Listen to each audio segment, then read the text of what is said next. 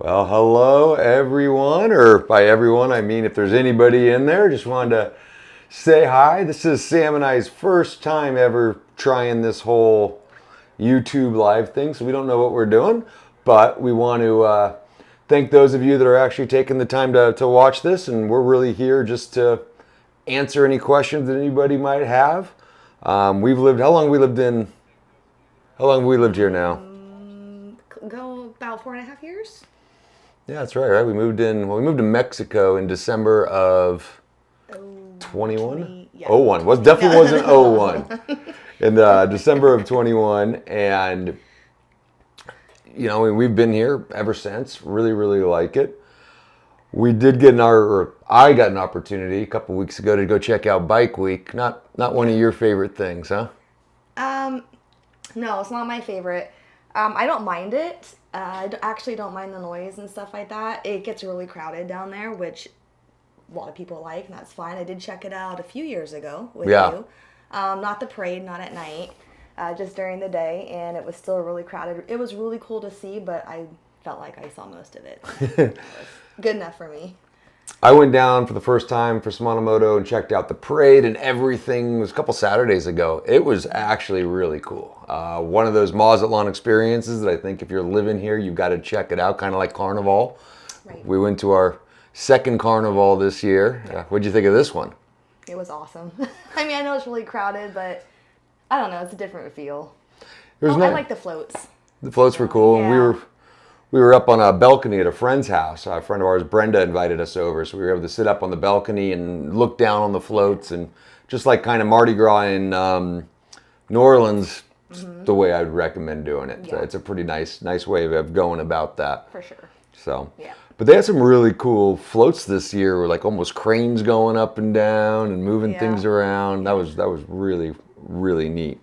So, anyway, we've lived here for 4 or 5 years now. I've got 4.5 years. I can't believe it's gone that fast, right? Time's kind of flown by.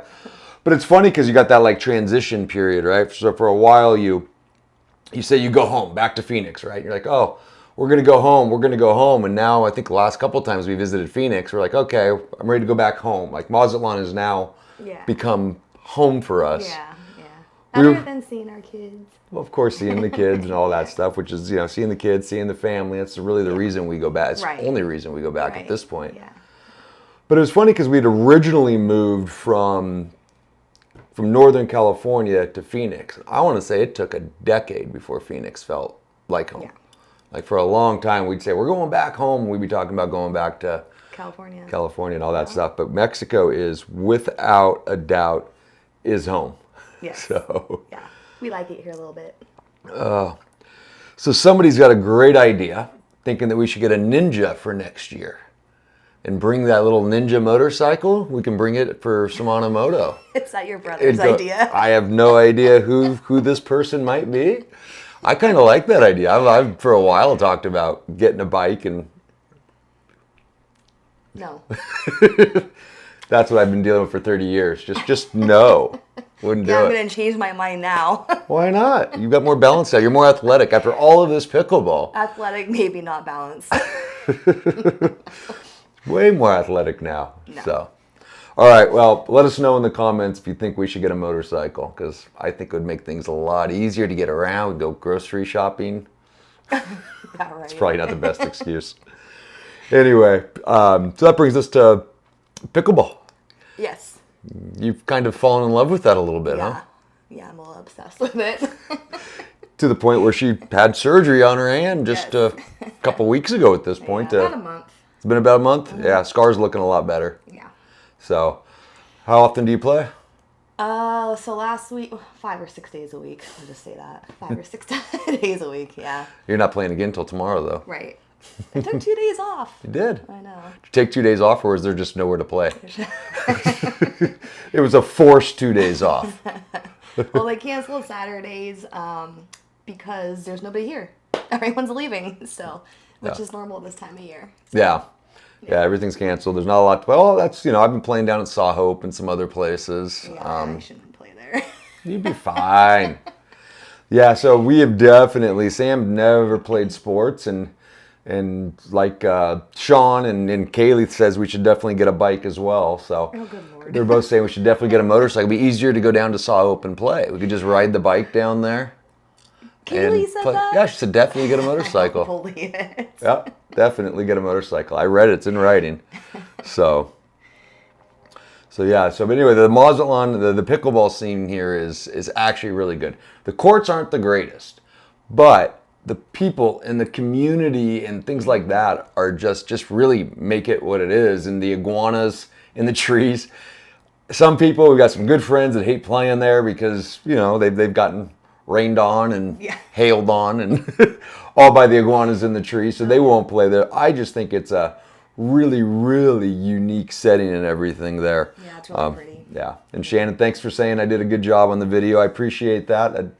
Those videos are, I'm enjoying the project, but it's a lot more work than I kind of thought it would be. But I'm really enjoying it. And going down and be able to talk to Jorge and Mono and Sori is just a bundle of joy. Absolutely love speaking with Sori. And John they all did a really good job. They were getting a camera stuck in their face and asked a whole bunch of questions. So they were really, really good about it. But the pickleballs here is fantastic. Yeah. I mean, we're at this point where we're talking about traveling for pickleball. We've got a lot of friends here. You know, Wayne and Kathy go all over Europe just to play in tournaments. Yeah, I think they're in Portugal right now. Is it Portugal? I think. Yeah, they're somewhere right now playing. Yeah, so apparently you can go to Europe not just to walk 800 kilometers. You can actually go there and do other things. Who would have known? We'll just do pickleball on our days off. On our days off on the Camino, we'll walk our 7 or 8 hours and then do 2 hours of pickleball. Yeah, I don't really see that happening. But so what was it that really kind of got you into pickleball to begin with? Oh, to begin with was my mom and my stepdad, Ken. They're the ones that taught us both, probably going back 15 years ago, at least, right? Wow. And we probably played twice a year with them. Had no idea what we were doing. Well, more so me, because I'm not athletic at all. Never played a sport. You weren't athletic. You are now. Okay. I can play pickleball, I guess. And then kind of got our kids into it for a little bit. And then moved here. In the first year, we walked by the courts, iguana courts, and ball came into the street. We threw it back, and they're like, "Hey, you guys should come and join us. Come and join." That year, I was still too scared, shy to do that type of thing. So our second year here, you went out to play pickleball, and I was still scared for the first couple of weeks. Then our son Danny was living with us at the time here. And he basically was like, "Mom, yeah, I'll go and play with you if you want to play." And I was like, "Oh, okay, thanks, Danny," because he's a new player like me. And that got me going, you know. And he came out and probably played the first 2 months with us here and just fell in love with it. Yeah, no, that's really what it was. And then I've always liked sports, so this is the first time we've ever had a sport that both of us are able to play together. So, which is a really, really nice change of pace. So it's really good. You want to move your mic up a little bit, Sam? Some people are saying it's a little hard to hear. And if you want to turn it up a bit, I'll just turn us both up. How's that sound? Oh, you can do it? Okay. Well, yeah, if you can turn it up, that would help too. But yeah, I'll turn us both up. Thanks for letting us know. As I said, it's our first time doing this, and we're clueless. Here you go. There I go. All right. Let's see here. How do I turn Sam off? She's so mean. All right. Well, thank you guys for letting us know. I am going to crank Sam up. Sam is already as high as it goes. Yeah, sorry. I'll try to talk louder. Yeah, so I think that's about as much as we can go. We're peaking in the red. But thanks, guys, for letting us know. Sam's hard to hear. Thanks. I mean, God knows I hear her all the time, so I just kind of have her tuned out. So. Yep. So we're having a little bit of a conversation of maybe going down to Ahihique again this summer, but I don't know. We got a big trip to Canada coming up, so I'm not so sure if we're going to make it down to Ahihique. But that's, again, just all about pickleball. The Mazatlán Pickleball Club plays all year round, and but the numbers are severely dwindled. Yes, they are. So, and it's only a couple days a week, so we'd like to be playing a heck of a lot more than that. So, what is one of your favorite things about living here in Mexico? Just one of them, or? Okay, go for it. There's a list. So number one, pickleball. No, number one actually is people. It gets really crowded come December and January really through March. But even though it's really crowded, it might be hard to get a seat in a restaurant. I love that time of year because all of our friends are back. A lot of people we don't know, but everybody's back, and I love seeing them. I love spending time with them, and there's the music that we get to enjoy with them and dancing. And so that's number one. And then number two is probably, I mean, the locals are fantastic too. They're so nice here. Then number two, three, whatever, is probably pickleball. Yeah. Yeah. It's been really a neat change here. Something pretty incredible for us. Yeah. I'm definitely don't regret the move. She was a lot more concerned about it than I was. Oh, yeah. But we've loved it here. We had somebody ask where we're going in Canada. Kind of all over. Everyone says, where are you going? And we're flying into BC, and then we're going from BC to, we'll be in north of Kelowna. And then from Kelowna, we're going to go to visit some friends. We're going to rent a car out of Kelowna and go through this freeway that everyone's talking to us about, having to go through the glaciers or the ice fields or something like that. So it sounds like really nice. And then we got a couple of friends, Chuck and Sharon, that we're going to go visit up north of Edmonton. I guess they're like 3 hours north of Edmonton, which from what I hear is really far north. Yeah, apparently. And then Edmonton, Calgary, then we're going to fly over to Toronto, go visit our son Daniel, which we're really excited about. Yeah. We got a friend Dave that lives down in Niagara by the lake, so we're going to go check out Niagara and all that. And then we have another friend that she's going to fly, she's not flying with us, but we're going to meet her in St. John's. And if you saw our video about getting absolutely blitzed in St. John's, we're going back there to do that all over again because we had, it's a little far for a beer run, but we figured, why not? It was worth it. Totally worth it. Yeah. And Sam is really excited to give poutine a second shot. Our buddy Ted keeps saying that actually, poutine here is not as good as the poutine in Canada, which I we would had believe. it there. Yeah. I think we went to the wrong place though. I think that was it. Or we just didn't know the right way to do it. So, yeah, poutine's a thing, but there will definitely be pickleball. And Tim Hortons. Oh, pickleball and Tim Hortons, apparently. Or we're going to stay with some of our friends they're north of Kelowna, and they actually have on their property a pickleball court. Yeah. So we're going to see, Jill and the Nimos and all them, and we're really looking forward to that, playing some pickleball, and it's good. It's going to be a great trip. I'm sure we'll play with Dave when we get down there as well. Yeah, hopefully. Yeah. So we're looking forward to that. We've actually really never spent any time in Canada. Where have we been?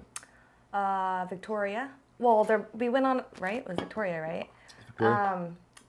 But both the times we've been in Canada was on a cruise that we had taken. So we did Alaska one, and so Victoria. And then a couple years ago, we did a cruise, and then we went to St. John's and Halifax. Mm-hmm. And I was actually really impressed with both. I mean, completely different feels. Yeah. But we had a lot of fun in St. John's. Halifax was it was nice to walk around the seafront and go up on the hill, but I don't know if I'd go back to Halifax. No, I probably wouldn't go back unless there was like a reason, like a friend there or something like that. But no, it was really pretty. It was really cute where we were. But we were just right down on the waterfront. Port. Yeah, waterfront the whole time. We went up to the base up there, the fort up there. I'm completely drawing a blank on what they're called. I don't but know, but it's the Citadel. History stuff we needed to see. She was very excited about it. That's great. Fortunately, Glenda, we're not going to be able to make it Minnesota this time. But, no. Now that you guys have our former quarterback, we may have to go pop in and go to a game. Yeah, that could be fun. So might be a little too cold for us, though. Probably. But that's a good trip. But back to living here in Mexico. Moving here was obviously a big decision for everything, especially leaving the kids, leaving the family. Part of the reason on that was the timing. We both love our family to death and everything, but I knew that once grandkids came along, hopefully no time soon, it would be really tricky to get Sam out of Phoenix. Yeah. So we had this little window, we jumped on it, and I think she's pretty happy being here. Yeah, I'm very happy. Yeah, yeah, I love it here. So, so what I'm looking forward next is a few months in Vietnam or Thailand and go try something like that out. Yes. Yeah? For a couple months. So that's the plan, kind of going forward from here. So yeah, what has been? Oh, I had a question that somebody wrote that I haven't answered them yet. Okay. Would you move to Mexico with a 12-year-old child? Is this somewhere you'd come and raise that? Well, obviously raise them. Well, There's a lot that yeah. go into it. Now being here and knowing what it's like, yeah, I would. At the time, though, just because I don't even think we were in Mexico and the kids were 12. Maybe. Oh, yeah, we were in Rocky Point. That's kind of Mexico. Anyway, sorry. Way to offend a bunch of Rocky Pointians. Don't get me wrong. I love Rocky Point. It's just a totally different Mexico feel to it. But yeah, I would. Yeah, I think so. Okay. Sorry. One of the things I always wonder about, that's why I haven't answered them yet, is Yeah. what does that do for the kid? Like, if a kid's moving here without Spanish at 12, it's kind of an older age. It could be Yeah. really tricky for the child to.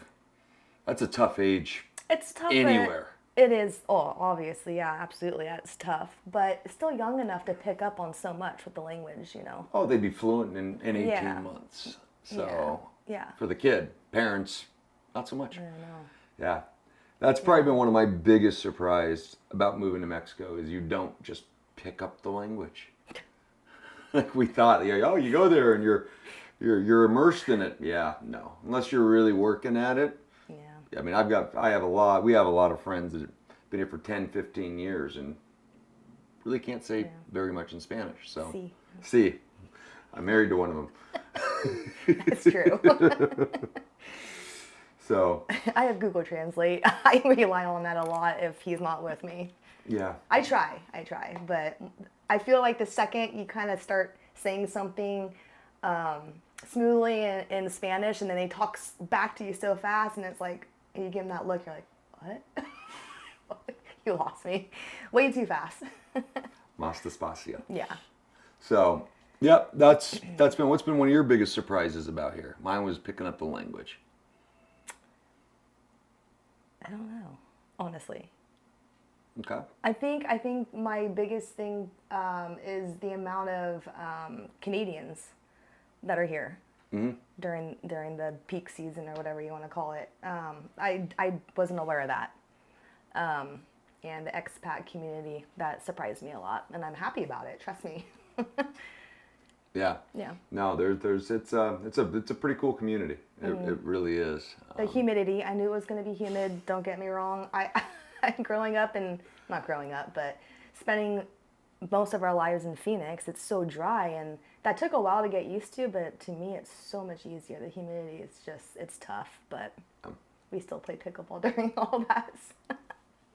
Yeah, so that's kind of, we're just going to stop in. I think we may do a few of these lives on a little bit more organized next time with more subject matter. May do one just for Caminos. I know I've got a buddy, Doug, we're hopefully to do one and hopefully next weekend on the difference between the East Coast and the West Coast of Mexico.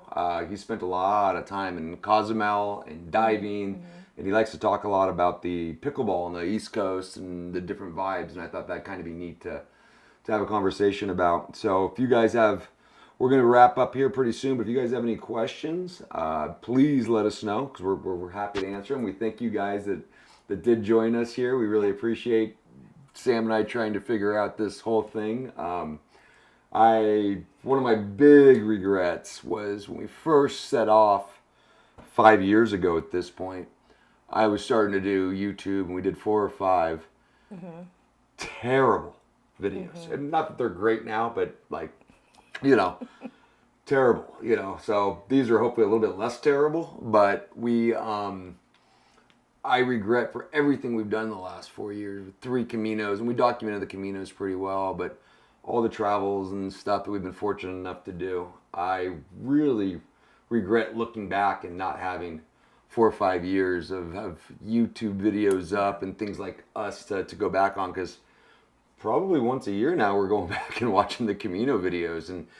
And for us, the really cool part is remembering the things that didn't get on camera, because obviously the memories are very different. So we'd watch a video on the Camino and be like, oh, remember right before that or right after that or the next town or all these little things. And it's just so neat to be able to go back and do it. So a lot of the YouTube stuff is just selfish, personal things that I enjoy doing. But we really want to,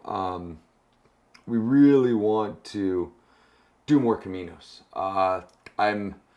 I'm really excited this summer to go see all of our Canadian friends and to go see our son for sure. We haven't seen him in quite a while. But there is a big part of me that just goes, God, I want to do another Camino. I was even kind of talking like, do we have time to like slide in a Camino really quickly before we head over there? And that's the reaction I get, is you're nuts. The end of our first Camino was really interesting because we decided, I think at the end of it, we talked to our friends, right? Our small little Camino family. Yes, Sean, we do make friends in occasional places. Our Camino family, which was a small family at the time because we were highly introverted on the first Camino. Why the hell would people do this more than once? They're nuts. And I think at the end of our very first one, we sing that song that I won't walk 500 more. Like, never again. And we left there enjoying it, thinking that was a great experience. It was kind of like going to Mardi Gras in New Orleans or going to Vegas for like, that was fun. Been there, done that. Never again. Yeah. And then sure as heck, what happened? They went 2 more. We started watching some videos, and I got the itch to go again, and said, I'm thinking about doing another one. And you actually kind of got excited. Yeah. You kind of said, as long as it's Portuguese. The Portuguese one, and yeah. And that one is, so I mean, it's that was one of my favorites. It's so pretty. Yeah. Yeah, it is. The Portuguese one was a little bit, I don't want to say problematic because we really did enjoy it, but we tried to take lessons that we learned from the first one. It's kind of like having your first child and trying to take those same lessons to the second one, and they are just different personalities. Yeah. Right? So it's the same thing with Caminos. The Portuguese is a very different vibe, and the Portuguese is 2 different Caminos, right? Like the Lisbon to Porto is completely different than Porto North. And I would tell everybody to skip the Lisbon to Porto, and I wouldn't tell anybody to skip Camino things. Lisbon to Porto had some amazing towns and some great food and cheap wine. And the towns were great. We had Astorga and we had Coimbra. Coimbra was incredible. Just really, Ponte de Lima, so really, really cool towns.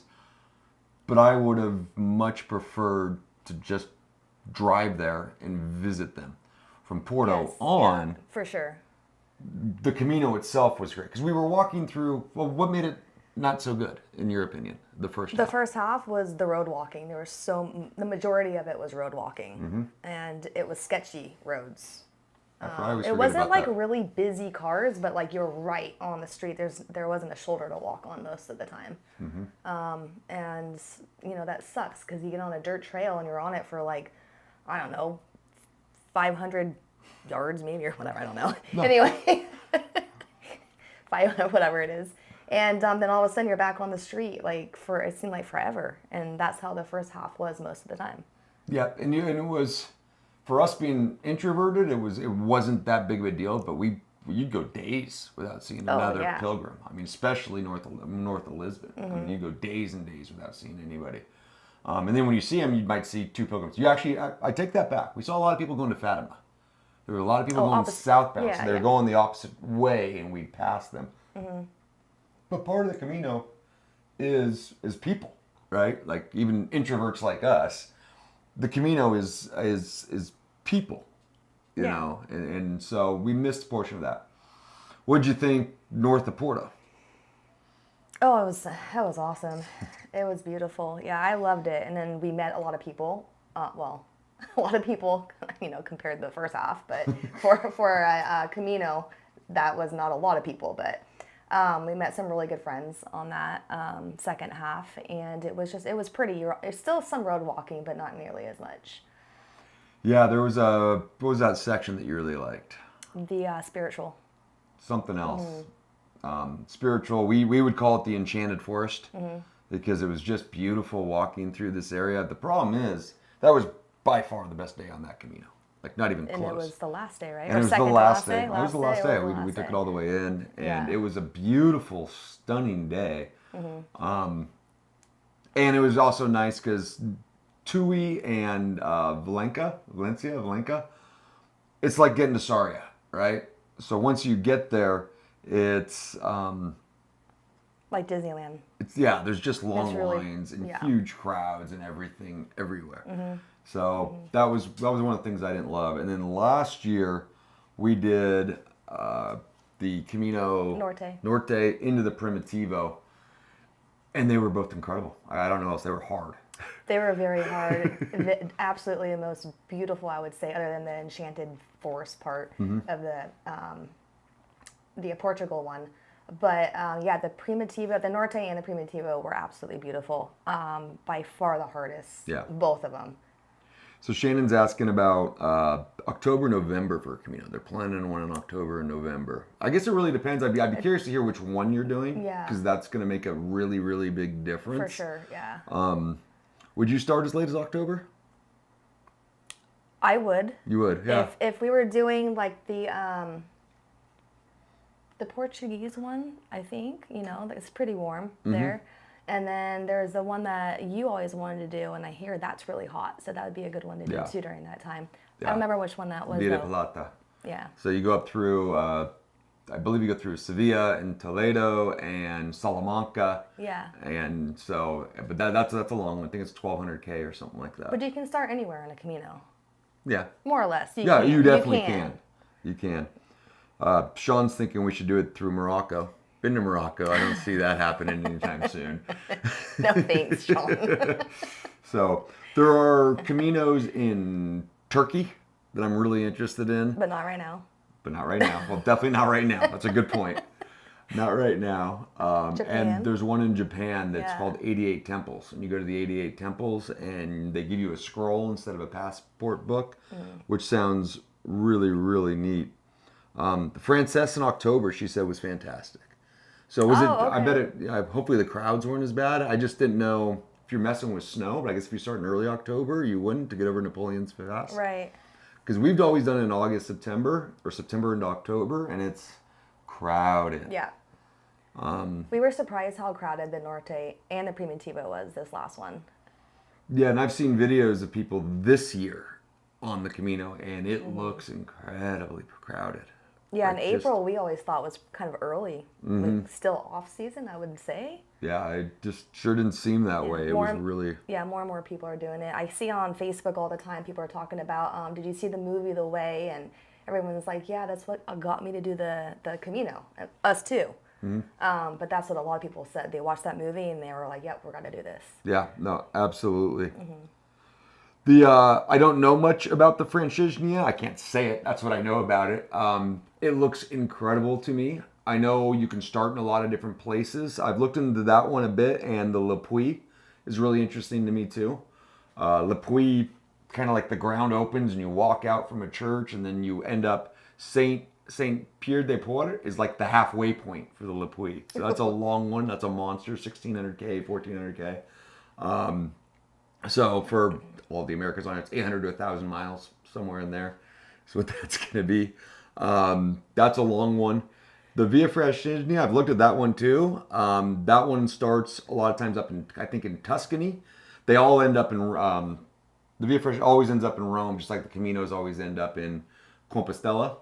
So you go down to Rome, and going through the food and everything in Italy sounds incredible. When I looked at it, you can actually start in England and then take the ferry across, but you can start just outside of, I think it was Normandy, or in the Normandy region, and you go all the way through France, through Switzerland, all the way through Italy. Obviously, that's a monster of a trip. That's always sounded incredible to me. My concerns with that, the food would be amazing through Italy and France. Yeah. My concerns would be partially the expense. I don't think you're gonna be able to do that for, I think the Norte we spent, I think we averaged about $140 a day, which isn't bad, but when you start talking about 3-4 months, you can start getting, probably 3 months for that. It'd start getting pricey. Don't speak any French, so I'm not sure. And they said that can be in the back roads of certain parts of France and even in Italy. they've said that you're going through some of these really small regions, which is part of what I love. Yeah. I really like those little backcountry areas, but that sounds really, really neat to me to do that someday. What do you think? Would you do that kind of distance? No. I don't know. French I say wine, no right Italian away. wine. I know it sounds amazing, don't get me wrong, but maybe if we start somewhere so it's not as long. That's a long time. That's a lot of that's a whole suitcase of medication just for me. So there's that too. That's true. So, It's a lot of that's meds. a lot. 88 Temples looks interesting too in Japan. Unlike our kids, I'm not, for whatever reason, I'm not as drawn to Japanese culture as I am European. But our daughter Caitlin was in Japan and just loved it, raved about it. Yeah. Yeah. So Yep. anyway, that's kind of what we've got for the Camino. We love it. I don't want to stop. I just absolutely want to keep doing them. I think Sam's. I know you want to do at least one more. I'm not sure how you're feeling after that. Yeah, and no, I mean, I would do some of the same ones over again too.